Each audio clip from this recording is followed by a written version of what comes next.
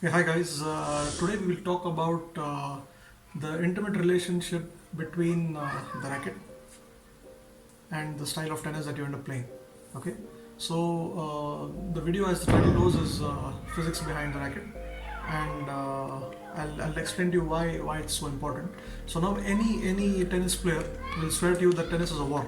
The court, it's like a physical war going on between people, and you're tested to your limits, be it mental, technical, physical, all these things.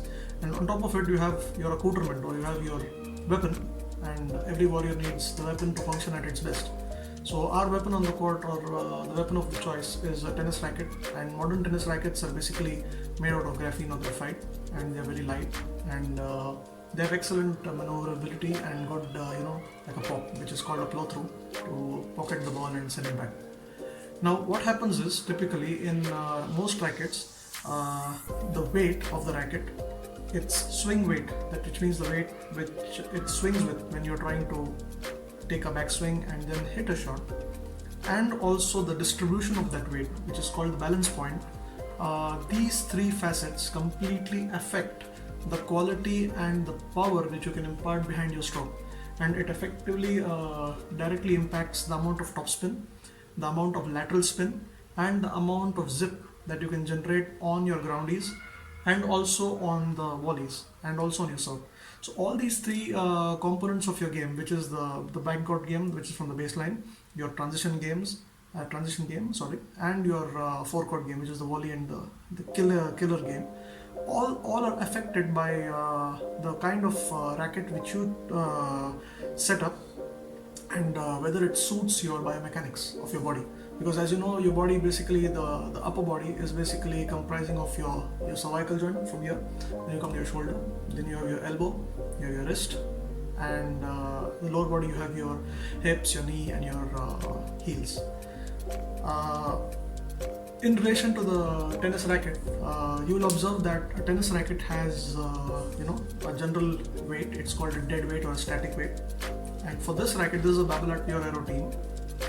Don't mind the top because it's kind of broken, but I'm using this racket only for a demonstration. This is one of the top of the line rackets which is used by pros like Nadal, Tsonga, Jack Sock, and many more. And the reason why this racket is chosen by these pros is because number one, it's very lightweight, so it allows for a quick whip, so it's a whippy racket.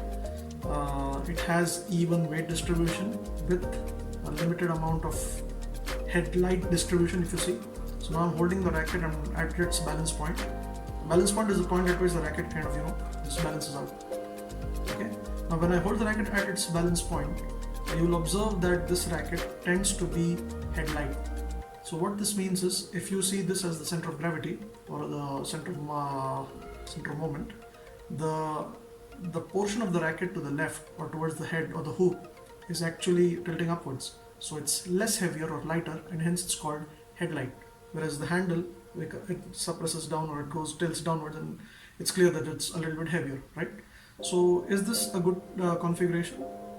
I would tend to say yes. In most of the racket choices of the pros, you will find that they go for some combination of a headlight racket.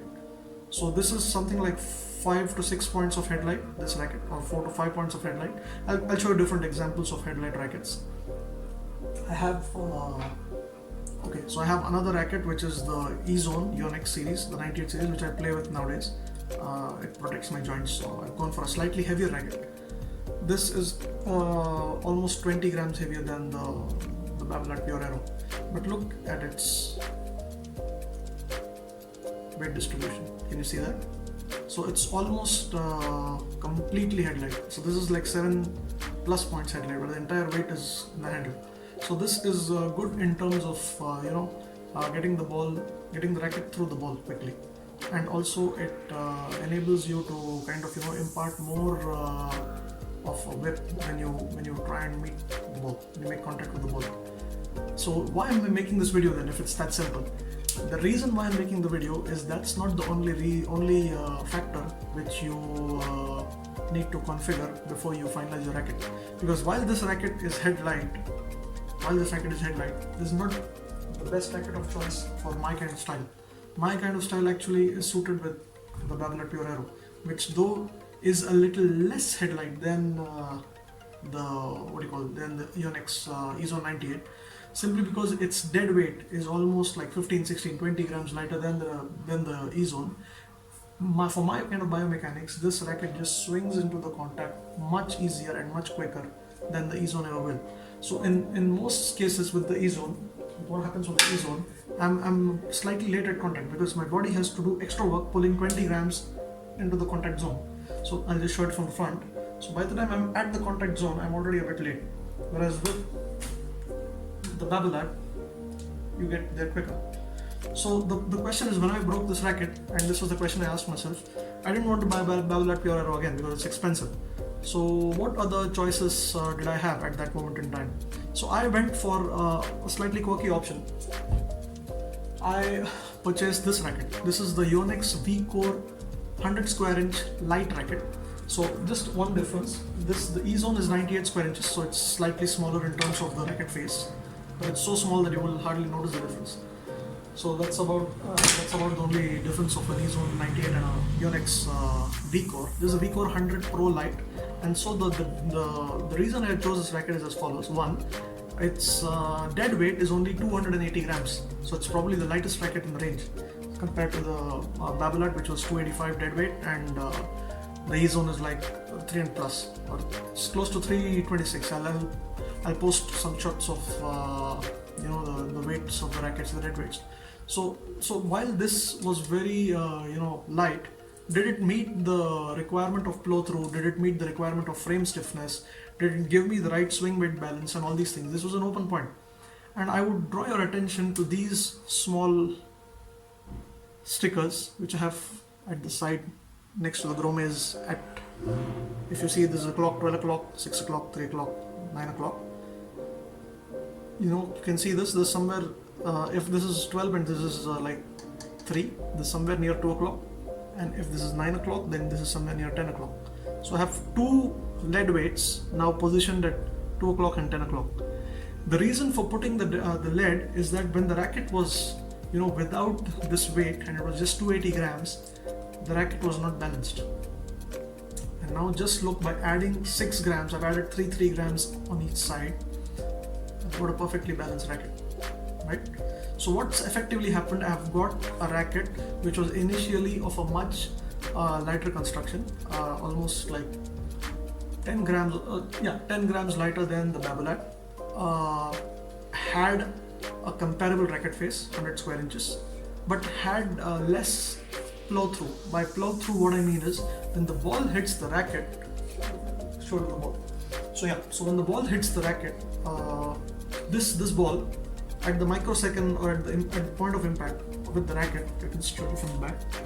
This ball is supposed to make a small dent in the plane of the strings, and when that happens, the ball actually ends up in, if you see it in fast frames or 1000 frames per second videos, you'll see that the ball actually tries to go across to the other side, and so the strings kind of compress, or they kind of get, not compress, they kind of get stretched into a pocket.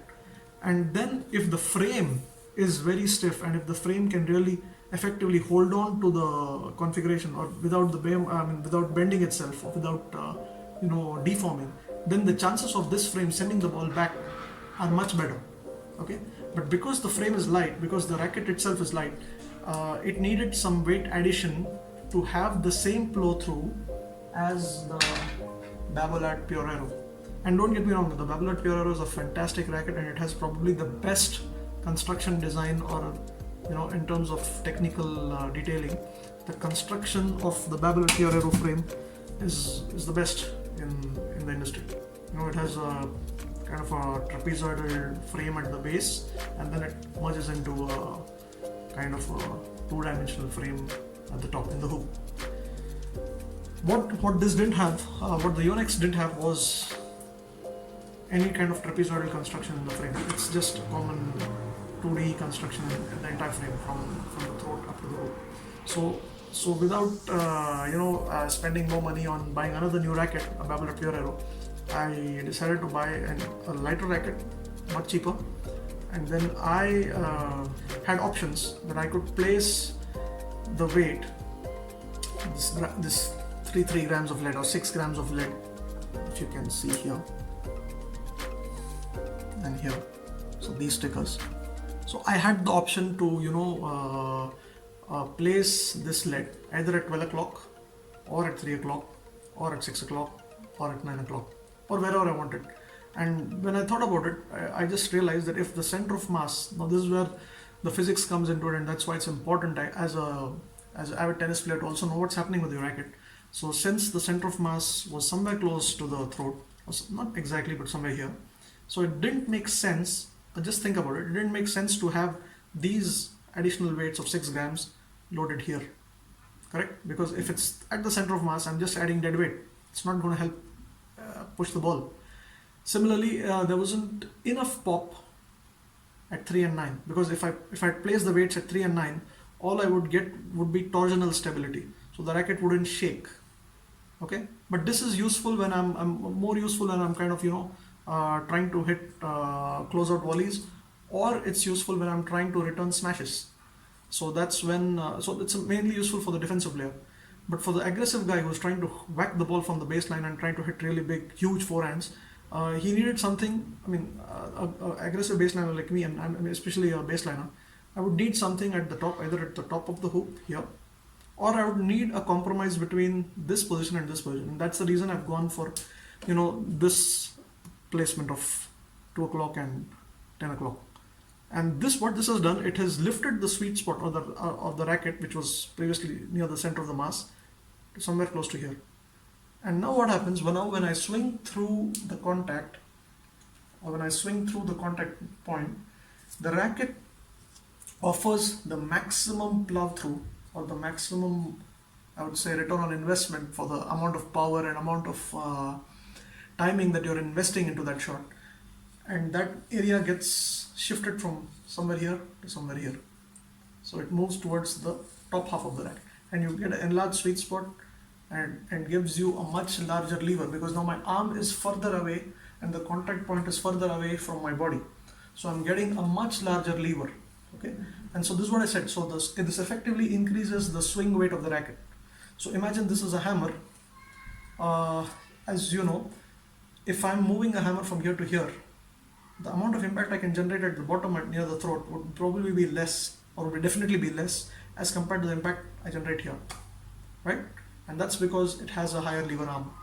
So this is the reason I have made these small adjustments. These are readily available stickers from Poverty or from Torna or from Gamma. There are many companies, Babolat, Wilson, they all have them. So you can buy these stickers, and you have to mix and match and identify which is the right weight to add on the racket frame, and at what points, at 2 o'clock, 10 o'clock or 12 o'clock, 3 o'clock, 6 o'clock, or 3 o'clock, 9 o'clock or 6 o'clock. You have to decide that based on your game.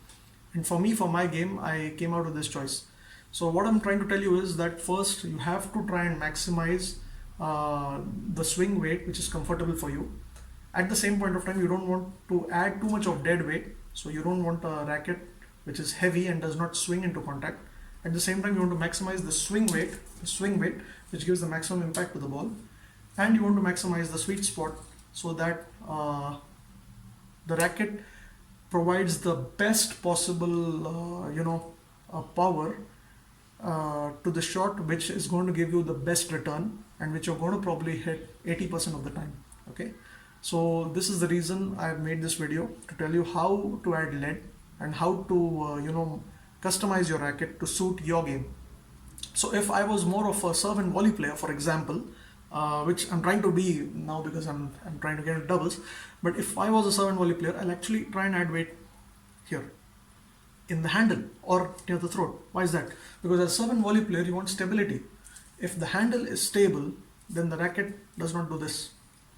But if the racket was, as I said, if this racket was head heavy, okay, now this is now a balanced racket, by the way, okay, so you can see it's perfectly balanced. But if this racket was head heavy, then it would take a big deal to move the head through the ball, because I'm further away from the weightier part of the racket, or the meatier part of the racket.